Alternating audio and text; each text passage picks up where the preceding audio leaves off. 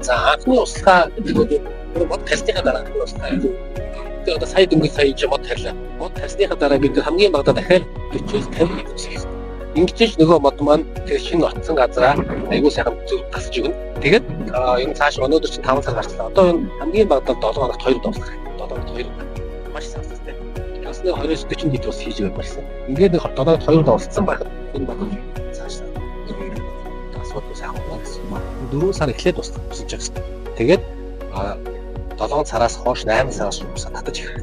Яг л ер нь хүн тэгж ойлгож хэрэгтэй. Бид нэр байгалийн хөлийг давсан. Байгаль дээр яадаг вэ? 4-5 сараас ихтэй дугуйд маш бороо ороод ингээд чийг өгөөд цас нь хайлаад гоё чийг өгсөн байгаа. Тэгээд 8 сараас ихтэй бороо татаж ирэх.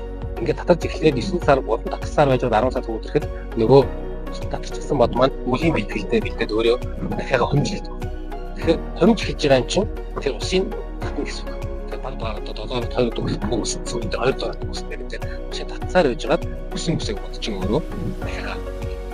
За ер нь намар бид нэр манай мод үржүүлж гэсэндээ цэник устгах гэж их том ажил болно. Тэгэд чинь бид нэр за ер нь 10 сар гаргаад 10 сарын 2-7 хоногт мод тавьдаг.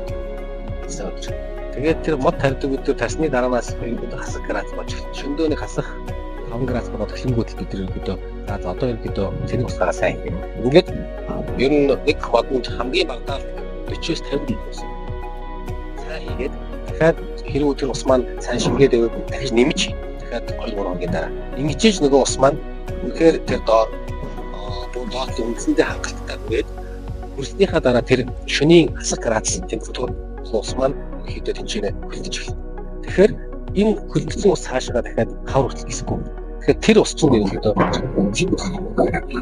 хавар сэрэг амин хэлж байна.